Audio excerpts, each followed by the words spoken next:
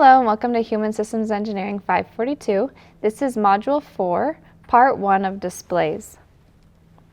Today we're going to discuss the types of displays that there are and 4 considerations when impacting the design of a display, what we need to consider for the user. We touched on it a little bit in the decision-making process that we need displays, and these 2 topics will be on displays.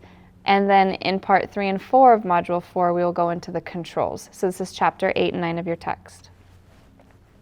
The types of displays that we have are integrated displays that present information to the users. We have a heads-up display or a head-mounted display. This might be more of the future in displays where the heads-up is being presented to us while our heads are actually physically in the up position. Head-mounted would be something maybe like Google Glass that you're wearing, or maybe contact lenses that are actually in your eyes, right? The display is actually on or being presented there. That's a little futuristic. And maps and navigation are a part of this. Graphs are another form of display.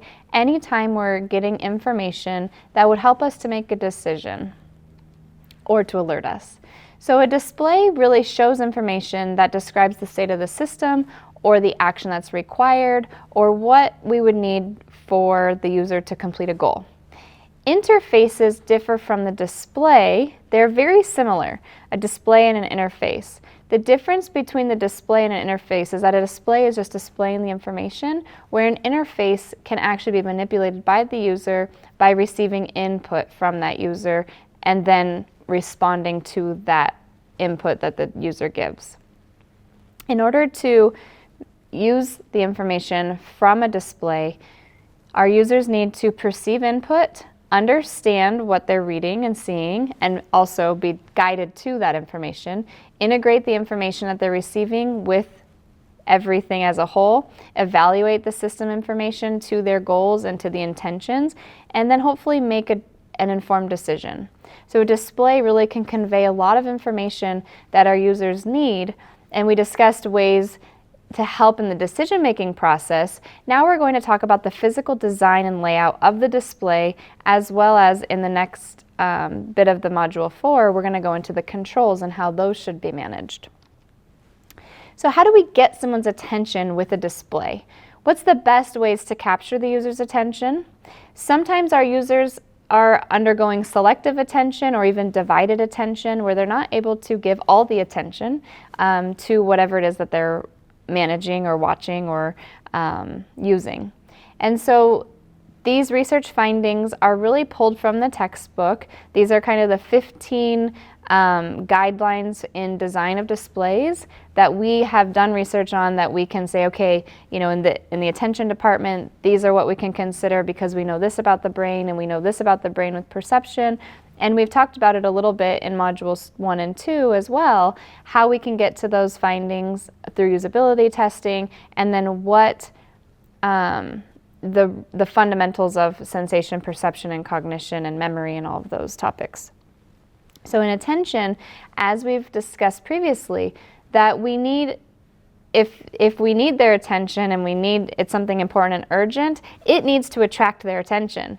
That means it needs to be perceived, which we'll talk about perception. It needs to be at the right sound, the right volume, and the right colors and the right movement to get the attention. You need their eyes to land right there on whatever it is, or their ears to fall on whatever warning that is. We want to reduce time and cost for your user to find the vital information. So if they're having a plant malfunction with the entire factory, that they're not trying to dig through old manuals to find the warnings, or if you think about your car breaking down, that you're not necessarily needing to flip through pages to find this kind of outdated stylistic writing of what's wrong in your car. You need to know what it is and how to fix it. And one of the things that can help with attention is that we don't place 2 sources of information near one another if they share similar features or color. Sorry. I'm going to have to stop saying that. I said that totally wrong. We want to place 2 sources of information near each other if they are related to each other. This will help with the attentional demands, that if they have the same features, that they're presented near each other.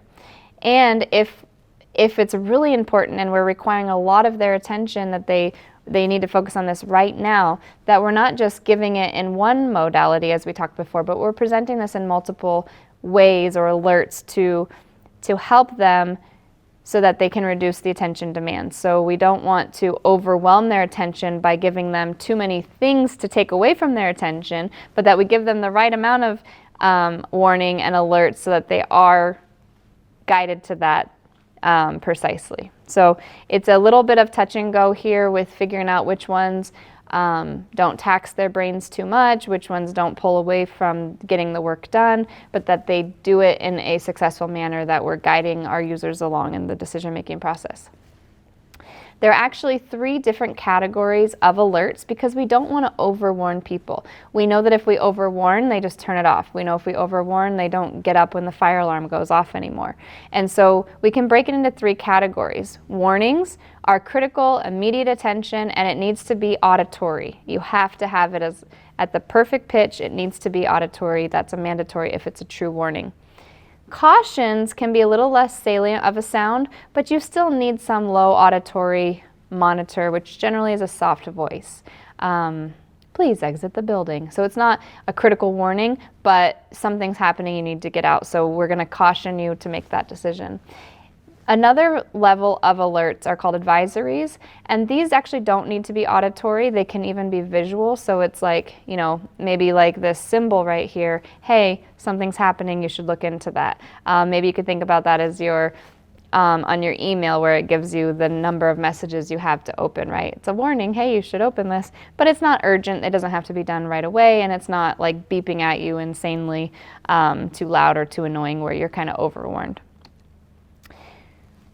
Attention for labels and layouts. So we, as creators of many things, as human systems engineers, you are going to be physically creating things. You're going to be designing on the websites. You're going to be designing for apps. You're going to be all sorts of things. Maybe the whole factory, whatever it is.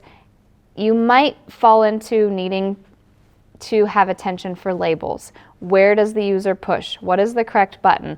What the heck does that mean? And we can think about the labels maybe in our vehicles where they have odd symbols of things that we don't necessarily know what that means. And you might drive your car for 2 years before you even interpret what that thing is. And there's many memes that go around about what the heck does that mean in my car? Oh, it's defrost. Oh, it's this. And some we're accustomed to. Others, based on the car, will change their own label.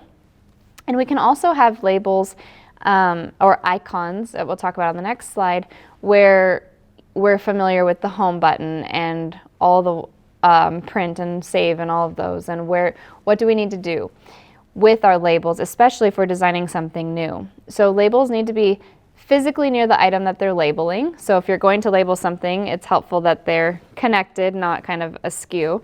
And frequently used items in the layout need to be in that primary visual area. So where are your eyes kind of resting on the screen? It's probably generally the center. So in this little example here, it's kind of the square and rectangle boxes in the middle. That might be where your eyes lay depending on the setup of your computer. Related information should be grouped together. So again, think about organization, organizing the groupings of information. You want it to flow in a logical manner, not just all over like this horrible website. Clutter reduction is always preferred. Reduce the clutter, get rid of what they don't need, only provide them what they do need. Avoid too many colors. This can be overwhelming for contrast issues, we talked about with the eye sensitivity and how we perceive color, but something like this with this rainbow, that's very overwhelming. This is a terrible website and might have a good message, but it's a terrible depiction of what we don't want to go to this website because it's horrendous. So those are some helpful ideas for gaining their attention in the layout or the labels. If the layout is scattered, the attention is going to be kind of scattered as well. They won't know where to look. They won't know how to get the information. The attention falls from perception. So sensation and perception topics, how we hear, how we see, that we talked about, the the capabilities and limitations of our auditory system, of our haptic system and tactile feedback, and of our visual cortex and how that works, that helps us, knowing that helps guide to the attention. So attention was first, but perception and attention are tied together. So similarly, ensure that the display is legible, audible. Are they at the right levels for the eye to see, which we talked about before, and can we read it, can we hear it? It's helpful not to require the user to judge levels of a variable. So if, say you had a red light flashing, that you would change the level of color of red depending on how urgent it is. That's not something that we are going to naturally be able to respond to if there's no other kind of comparison out there. So red at that point means danger, not level of red means danger, if that makes sense. Also the sound level. You don't want them to have to judge the level of the sound to the warning. You can manipulate things like the pace of it or how fast the frequency changes and all of those things, but you don't want the user to sit there and say, oh, okay, I think this means we're in danger. You want them to know. We also want to guide those top-down expectations in design. We bring to the table a lot of experience and a lot of experience from through our entire lives with all sorts of systems. And so we want to make sure that we're using the right guiding of our language, that we're kind of helping our users on a pathway to the right decision, not throwing them off because they get kind of distracted by this top-down expectation in the design. Meaning that, let's say the home button always looks like a home, and that's our expectation because we've learned that. We don't now want the home to then delete all our work. That wouldn't make any sense. So we want to use and kind of capitalize on those top-down expectations as best as we can. Icons are these easy kind of simple line ones are common. We probably could name most of these that we're familiar with: email and the cloud and search bar. We probably could name, let's see, the settings one, something with my car, the microphone, that one's easy, camera, shopping cart, okay. But I don't know what this one is, and I'm not quite sure what this one is. And I guess we're gonna ride the Titanic. I don't know what that one is. So when we are on a new website or we're using one of these icons, again, I don't know what this one is, but if we were to have that in the top toolbar of our design here, we would want to make sure, and you may have seen this on some websites, when you highlight over it, it actually says the label. When you put your mouse there, it'll actually say what it's intending to do. So this one would actually pop up and say microphone under it. So it's kind of a redundancy that helps you. In this combination, that is really the best because we don't always know every meaning in every context. We can get an idea, and some people feel a little bit better about clicking around than others. We're really used to, the favorites tab, the hamburger menu, the replay. This also opens a drop down, the search. Those ones we're pretty familiar with. But when you start getting over, I could understand this one maybe if we're eating or maybe we're doing something, but I don't really know what that function does on Adobe. I don't know what this function does in PowerPoint. Does it have that same functionality? If not, it's always best to give it a label verbally as well. And ensure meaningfulness in your icons. Don't overuse them, don't overdo them. They can be kind of a distraction from the user as well if there's way too many options. I don't know if you've ever opened Photoshop, the older versions of Photoshop, but they have a lot of options and it can be kind of taxing on you to try to learn all of them in a sitting. We also want to present the same information multiple times in ways. This is redundant, not repetition. So we're not just beating a horse to death. We're not just doing the same thing over and over again, but we're presenting two things at the same time. So in a traffic light, when we have the red light here, it's not only red, which signifies stop, but it's actually always at the top. So in stoplights, it's always the top one. So its position and its color are two ways that are redundant. So if someone was colorblind, they still know that the red light, the position of it is red. So you can, hit a lot of ground here with a lot of people if you do more than one modality or one piece of information multiple ways. We also want to make differences pronounced. So if something is too similar to each other, it can get confusing, and we talked about that before with maybe a 5-digit number that the last two, it's a 38 versus a 28. 38 versus 28 is different, but when it's 556738, 556728, now they're too confusing. We want to separate those. We also want to consider the illumination levels. What is the contrast and what's the digital display? What's the lighting like in the environment of the perception of the display? So there's lots of things involved here. Again, when you're actually designing it, you would have to reference your book back because these are not things that we memorize, but there are guidelines to all of these. If we can, we want to choose analog over digital display. And with the car situation, this could be something that is changing where people are more familiar with the actual readout here of the miles per hour, but the analog version technically in most situations is more preferred, that we can actually see the dial, the speedometer, going up in speed. It kind of matches how we're hitting the accelerator. And this, it's a readout of a number, it's just one output. It's great, but we kind of lose the scale. We lose, we might tend to speed more that way, or maybe we're going slower. It's a little bit more difficult to interpret, and maybe not on the speedometer as the world's changing and we're understanding that these displays are more common practice, but in a lot of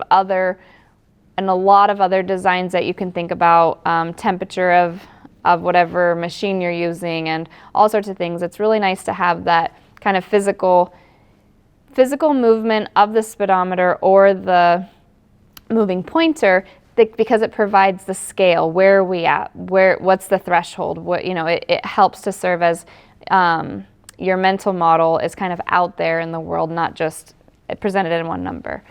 We also want to avoid using negative words like don't, no, or do not. And so if people hear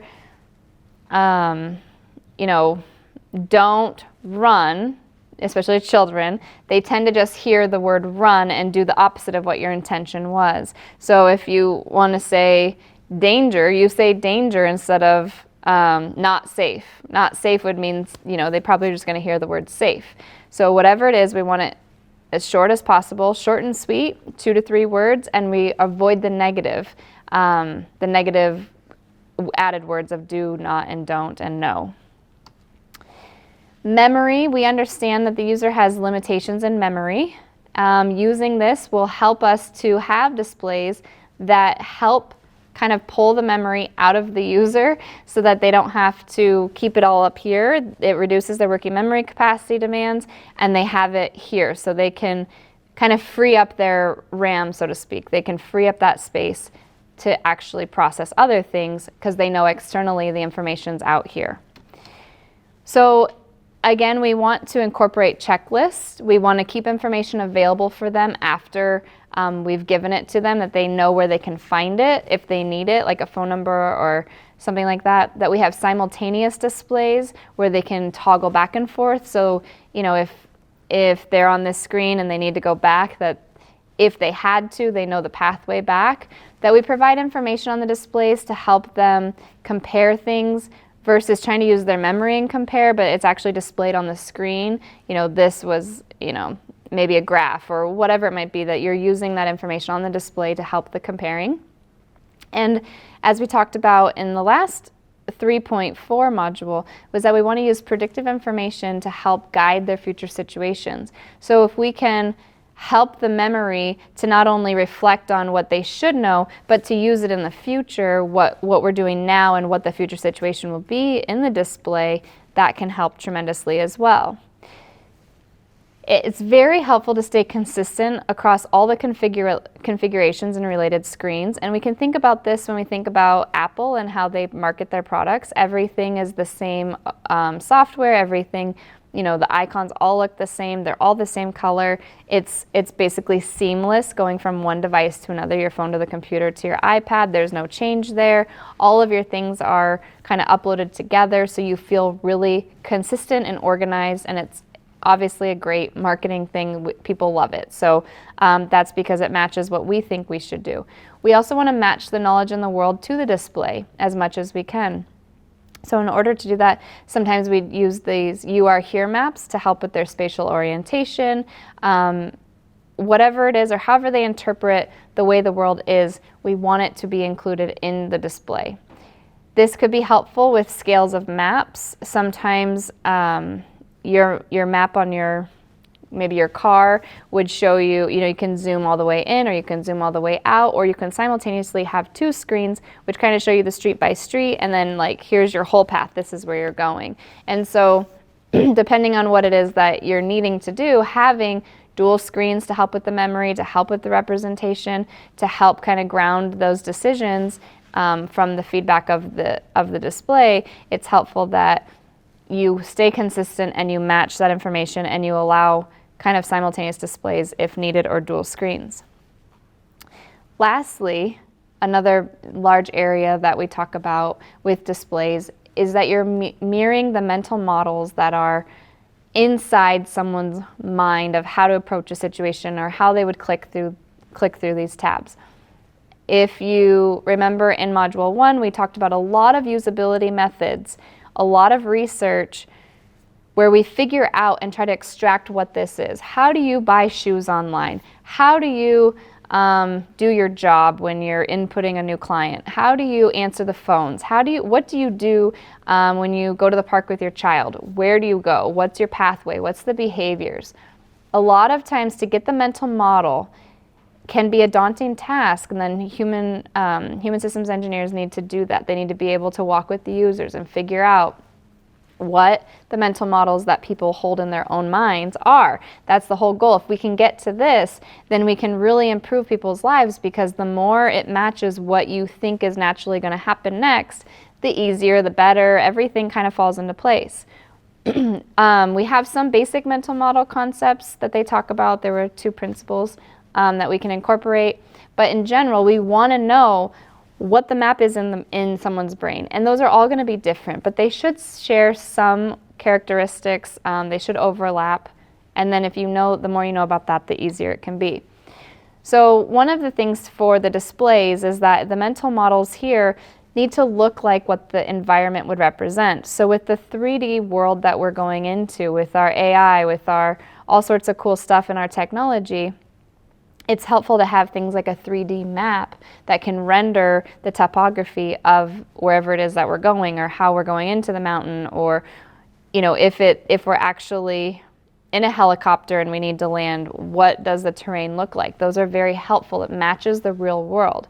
In the "You Are Here" map, it's helpful that the map is oriented to the correct position that you're in. So and we've all done this on our phones, sometimes you have to remember more than once, you need to click, basically follow my path now, so it like turns the whole world upside down, so that it's positioned wherever your north is, or wherever you're facing that's correct.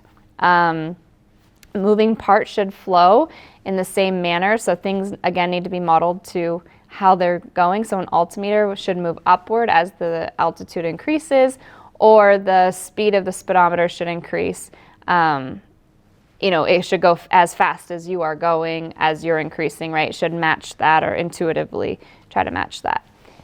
Trade-offs. These design principles that your book talks about are guidelines based on what we know from research. They're guidelines, they're not a truth.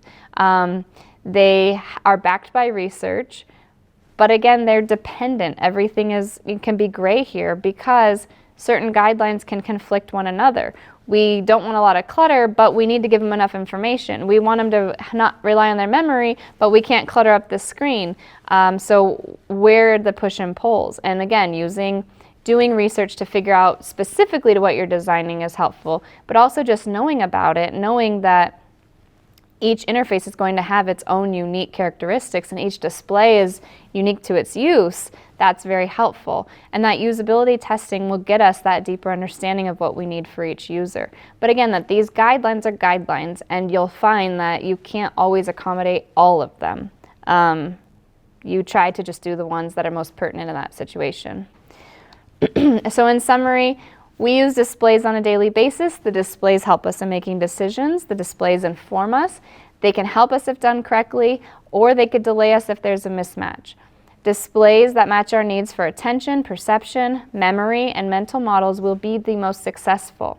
Some of the guidelines that are included from the textbook and PowerPoint are guidelines, but there will be trade-offs here. So keeping all of that in your head, taxing your brain and your memory and your cognition, remembering that there are rules for displays and knowing where to find them in your book and remembering the main ones will be very helpful for display design. Thank you.